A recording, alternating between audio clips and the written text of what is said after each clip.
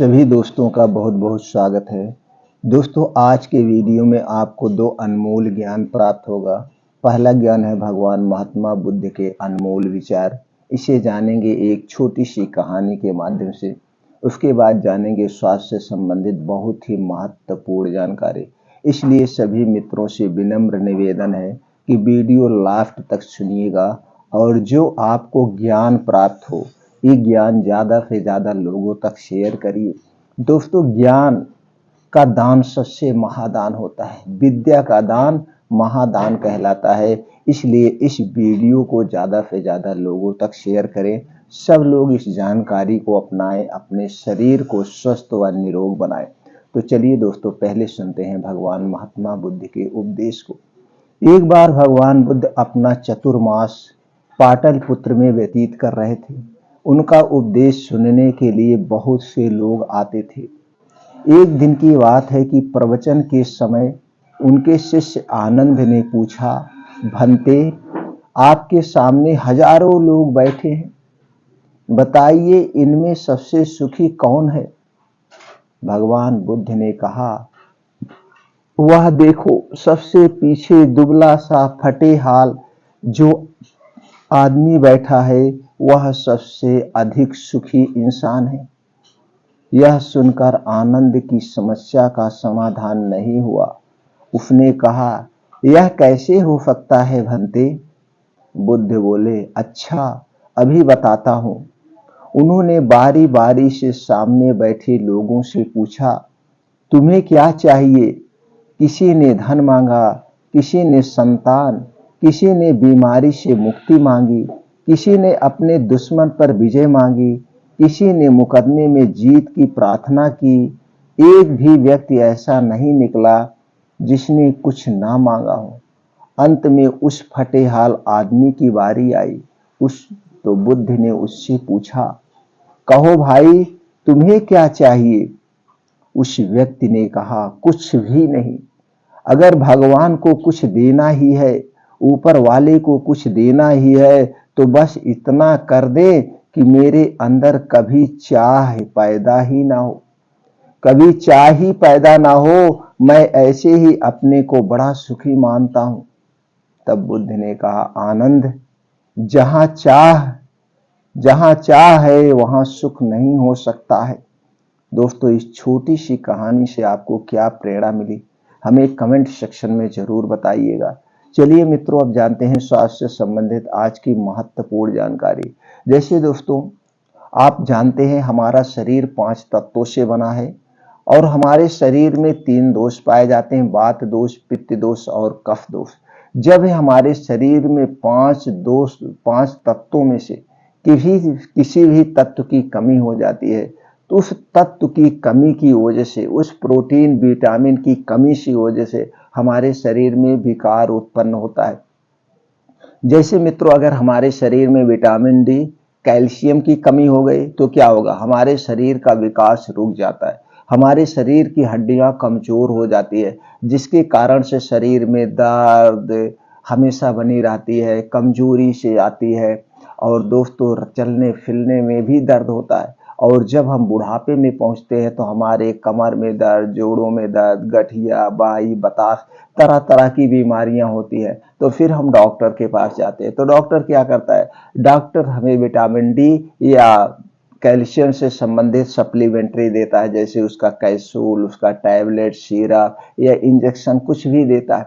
तो दोस्तों, उसका हम प्रयोग करते तो धीरे धीरे हमारा दर्द बंद हो जाता है। फिर डॉक्टर हमें बताता, आपको कैल्शियम विटामिन से संबंधित डाइट फूड लेना पड़ेगा। फिर आप उसका फॉलो करते हैं। अगर विटामिन ए की कमी हो गई तो हमें रतौंधी रोग होता है, आंखों से संबंधित होते हैं। और दोस्तों, हमारे शरीर का जो चमकीलापन है, लाइटिंगपन खत्म हो जाता है, यानी कि ग्रो नहीं रह सकता है। इसलिए दोस्तों, सारी प्रोटीन विटामिन की हमारे शरीर में अपने अपने रोल होते हैं, अपने अपने उसका महत्व होता है। तो आज हम आपको एक ऐसा लड्डू बनाना बताएंगे दोस्तों। इस लड्डू को अगर आप रोज खा रहे हैं तो आपके शरीर में कभी भी प्रोटीन विटामिन की कमी नहीं होगी, कभी भी कमी नहीं होगी। ये जो चीजें हैं आपके किचन की चीजें हैं, बस आपको जरूरत है हमें कितनी मात्रा में लेना है उसे कैसे बनाना है और कब प्रयोग करना है, उसके क्या क्या फायदे हैं। तो दोस्तों किन किन चीज़ों से यह लड्डू बनाया जाएगा, चलिए उसको जानते हैं। और ये भी जानते हैं कि उन चीज़ों में कौन कौन से प्रोटीन्स विटामिन पाए जाते हैं और इसके हमारे शरीर पर फायदे क्या है। सारी प्रक्रिया आप लोगों से शेयर करेंगे। बस आप 5 मिनट का समय दीजिए। इस 5 मिनट के कीमती समय में आपको अनमोल ज्ञान प्राप्त होगा दोस्तों। और फिर इस ज्ञान को सभी यार दोस्त मित्रों रिश्तेदारों के साथ जरूर शेयर करिएगा मित्रों, जरूर शेयर करिएगा। चलिए जानते हैं उसमें बनाने वाले चीजों के बारे में। पहली चीज है दोस्तों अलसी का बीज।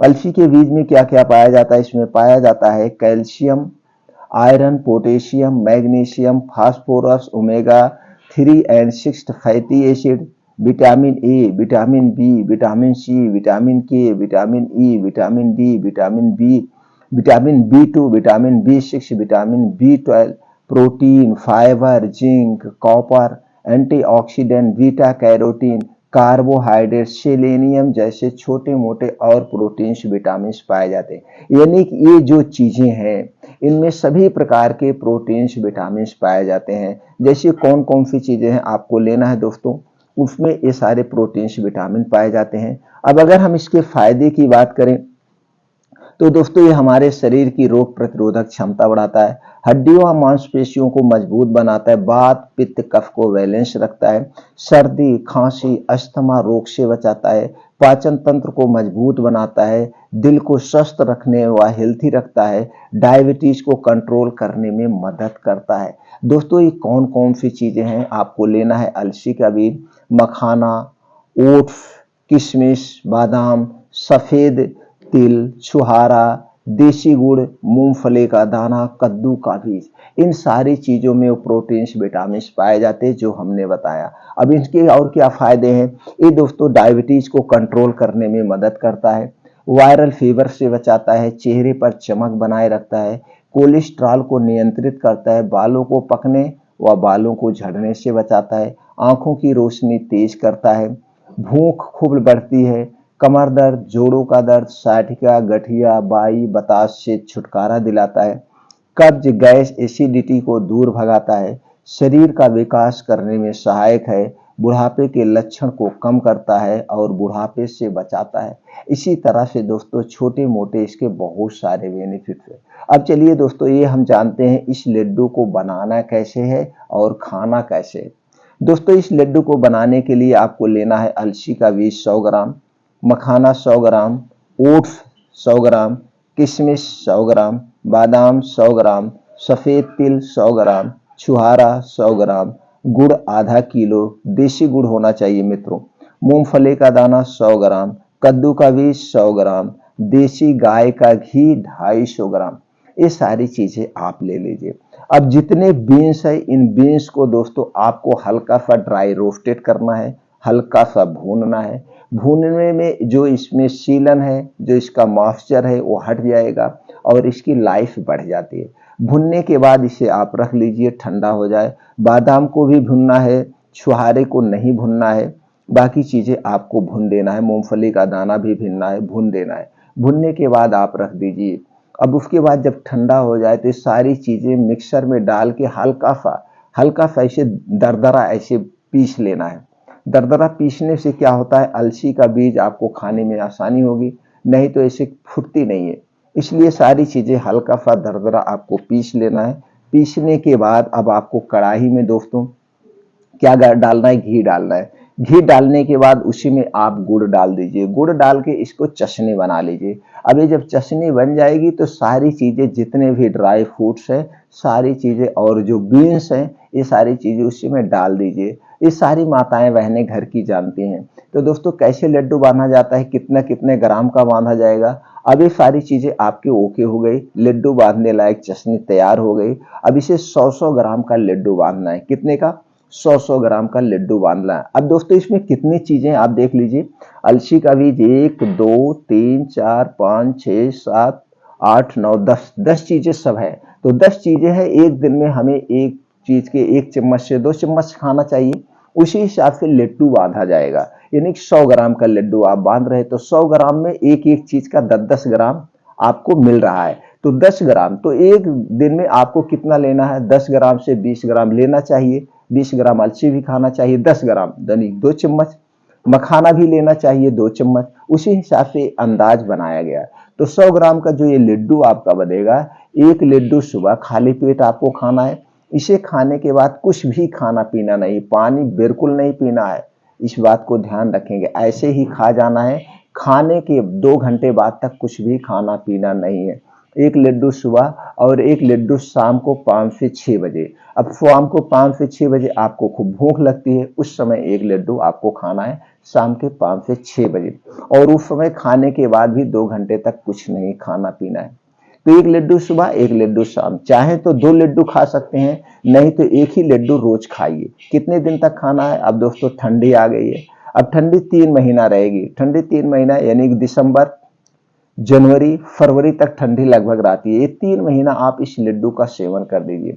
वैसे इस लड्डू का नवंबर से ही सेवन करना शुरू कर देना चाहिए, 4 महीना खाना चाहिए। ये 3-4 महीना जब इस लड्डू का आप सेवन करेंगे तो आपको कभी भी प्रोटीन विटामिन के लिए अलग से ना तो कोई टैबलेट लेना पड़ेगा, ना तो कोई कैप्सूल लेना पड़ेगा, और ना तो कोई आपको सिरप लेना पड़ेगा।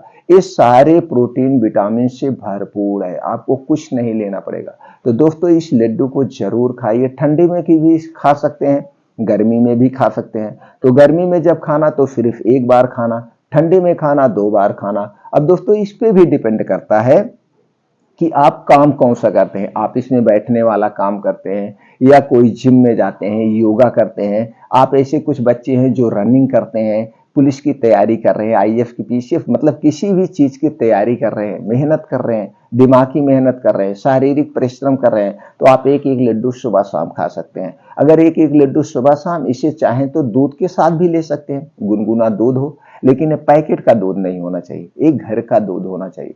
तो आप अगर जिम जा रहे हैं, रनिंग का काम कर रहे हैं, या खेती किसानी का खूब मेहनत वाला काम कर रहे हैं, तो एक एक लड्डू सुबह शाम खाइए और दूध के साथ खाइए दोस्तों। फिर देखिए आपके शरीर एकदम वज्र बन जाएगी, शरीर में कभी कोई बीमारी ही नहीं होगी, शरीर को निरोगी बना देगा।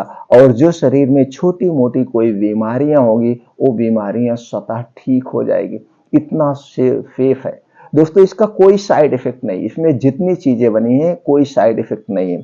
और एक बात का ध्यान रखना दोस्तों, ये जो बीन्स है, इस बीन्स को खाने वाला बीज लेना, जमाने वाला बीज नहीं। बीज 2 टाइप का आता है, एक खाने वाला, एक जमाने वाला। एक खाने वाला बीज आपको कहाँ मिलेगा? ड्राई फ्रूट की दुकान पे मिलेगा, कुछ किराना वाले भी रखते हैं, और दोस्तों पंसारी की दुकान यानी जो जड़ी बूटी की दुकान होती है, वहां पे सारे बीन्स आपको मिल जाएंगे।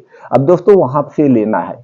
अब एक समय मतलब बादाम जो लेना है, बादाम 2 टाइप की आती है, एक खट्टी बादाम और एक मीठी बादाम। दोस्तों खट्टी बादाम कभी मत लेना, खट्टी बादाम में साइनाइड टाइप का पॉइजन पाया जाता है, जो स्वास्थ्य के लिए हानिकारक है। इसलिए जब भी बादाम खरीदना, बादाम चेक करके लेना, मीठी बादाम को लेना। तो दोस्तों ये लड्डू बनाइए, आप खाइए, पूरे परिवार के साथ खाइए। और इस लड्डू को लड़के, बूढ़े, स्त्री, पुरुष सभी लोग खा सकते हैं। तो घर पे लड्डू बना दीजिए दोस्तों, यही खाइए।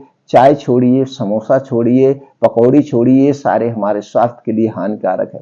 और दोस्तों जाते जाते लास्ट में यही कहेंगे कि अपने शरीर में जो वात, पित्त, कफ पाया जाता है, इसे आप बैलेंस रखिए, आप कभी बीमार नहीं होंगे। जब हमारे शरीर का वात, पित्त, कफ बढ़ता है, तभी हमें कोई बीमारी होती है। तो वात, पित्त, कफ को बढ़ाने वाली जितनी चीजें हैं उनका त्याग कर दीजिए। खाना खाने के नियमों का पालन करिए, पानी पीने के नियमों का पालन करिए, और डेली रूटीन में अपने 2 घंटे का समय निकालिए। इस 2 घंटे के समय में योगा, प्राणायाम, मेडिटेशन करिए। ये 2 घंटे का समय कौन सा है दोस्तों? रोज सुबह 5 बजे उठने का प्रयास करिए। 5 बजे से 7 बजे ये 2 घंटे का समय आप अपने लिए निकाल लीजिए। अगर ये 2 घंटे समय डेली आप अपने शरीर के लिए देते हैं, तो दोस्तों आप लिखित ले लीजिए, पूरे भविष्य में आपको छोटी बड़ी कोई बीमारी नहीं होगी, आप हमेशा स्वस्थ व निरोग बने रहेंगे।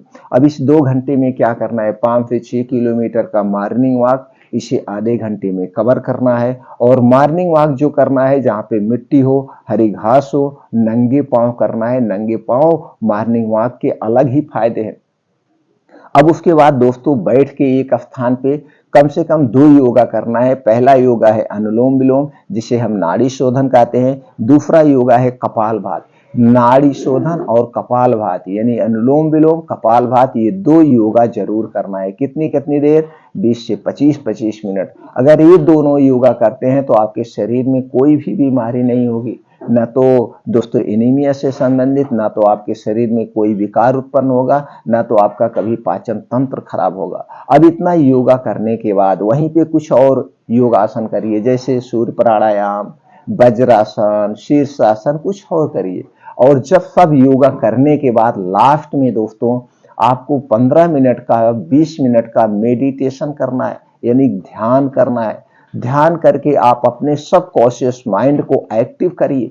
आपका सब कॉन्शियस माइंड सबसे शक्तिशाली माइंड होता है। सब कॉन्शियस माइंड सबसे शक्तिशाली माइंड होता है। ये चाहे तो बड़ी से बड़ी बीमारी को स्वतः ठीक कर सकता है। इसे दोस्तों बैठ के 15 से 20 मिनट का ध्यान करिए और अपने सब कॉन्शियस माइंड को एक्टिव करिए। इतना करने के बाद आप पूरी जिंदगी स्वस्थ व निरोग बने रहेंगे। फिर मिलते हैं दोस्तों अगले वीडियो में नई जानकारी के साथ।